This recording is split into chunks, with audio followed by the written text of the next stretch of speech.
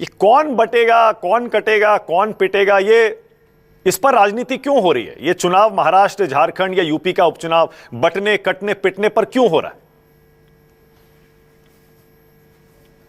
मुझे तो समझ ही में नहीं आता है कि 86% इस देश का हिंदू, हमारी संस्कृति 5000 साल पुरानी, हमें आज तक ना कोई काट पाया ना खत्म कर पाया। बीजेपी का राज आते ही हम खतरे में आ जाते हैं और हमारे लिए ऐसे लफ्जों का उपयोग होने लगता है। मुझे तो एक हिंदू होने के नाते बड़ी आहत होती हूं मैं। अरे कौन हमें काट डालेगा, कौन हमें बांट डालेगा। लेकिन मैं आपसे इस विषय के आगे थोड़ा बढ़कर कुछ और बोलना चाहती हूँ। आज उत्तर प्रदेश में 24 घंटे हुए हैं, मोहित पांडे नाम के एक युवक की कस्टडी में मौत हो गई है। उसके भाई को भी लॉकअप में डाल दिया गया था, जो उससे पूछने गया था। 600 रुपए का विवाद था और आदेश जो कि उसका कर्मचारी था उसके साथ विवाद था। आदेश के बीजेपी से संबंध भी सारे टीवी चैनल दिखा रहे हैं। उस व्यक्ति की कस्टडी में मौत हो जाती है। 15 दिन पहले और ये लखनऊ का मामला है। 15 दिन पहले इसी उत्तर प्रदेश की लखनऊ में, राजधानी लखनऊ में अमन गौतम दलित की कस्टडी में हत्या हो गई थी। कस्टडी में हत्या होने में उत्तर प्रदेश नंबर 1 है। 2580 मौतें कस्टडी में हुई हैं। ये नरेंद्र मोदी सरकार का आंकड़ा है जो उन्होंने सदन में 22 मार्च 2022 को दिया था। 6 साल में 2580 कस्टडी में मौतें हुई हैं। तो ये असलियत उत्तर प्रदेश की है। उत्तर प्रदेश की एक और असलियत जान लीजिए, आपको बता देती हूं, क्योंकि ये निर्ममता है, ये क्रूरता है, ये बर्बरता है। ये असलियत उत्तर प्रदेश की सरकार की है। ये असली चाल चरित्र और चेहरा है जिस पर चर्चा नहीं हो रही है। चर्चा उनके बेकार की लाइन पर हो रही है। मैं एक बात आपके सामने और मानक जी रखना चाहती हूं। बदायूं का केस था, कल बहुत चला सोशल मीडिया पर। एक व्यक्ति थे, उनको अपना जाति प्रमाण पत्र बनाना था। लेखपाल के पास गए, लेखपाल ने कहा 5 बियर की बोतल लगेंगी तब जाति प्रमाण पत्र बनेगा। उसने कहा मैं बेरोजगार हूं, कहां से लाऊं? भाई लाना तो पड़ेगा, बिना उसके प्रमाण पत्र बन नहीं सकता। बेचारा गया, अपने घर से कहीं से लेकर आया पैसा, 4 बियर की बोतल दी, तब जाति प्रमाण पत्र बना। यह असलियत है। हिंदुओं के साथ आप ये कर रहे हैं। यह असलियत है भारतीय जनता पार्टी की। उनको बेरोजगार रखेंगे, उनको भूखा रखेंगे, उनको नोचेंगे, खसोटेंगे, बच जाएंगे तो कस्टडी में उनकी मौतें होंगी।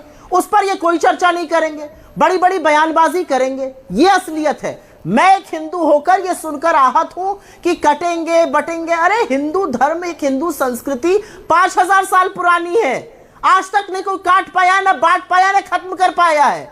ये धर्म के जो स्वयंभू ठेकेदार है, ये हमारे संस्कृति, हमारे धर्म के बारे में ऐसे शब्द बोलते हैं। मुझे तो शर्म आती है इन पर। आपको ऐसा क्यों, आपको क्यों लगता है ये क्यों हो रहा है? हराया है और फिर हराएंगे। अरे ये तो यूपी के 4 साल के बच्चे से पूछ लीजिए, वो आपको बता देगा। मैं तो फिर भी उम्र में बहुत बड़ी हूं। यूपी का बच्चा जानता है कि ध्रुवीकरण जब तक नहीं किया जाएगा, जब तक शमशान कब्रिस्तान नहीं किया जाएगा, जब तक 80-20 नहीं किया जाएगा, जब तक कपड़ों से नहीं पहचाना जाएगा, तब तक कहां से चुनाव लड़ेगी भारतीय जनता पार्टी?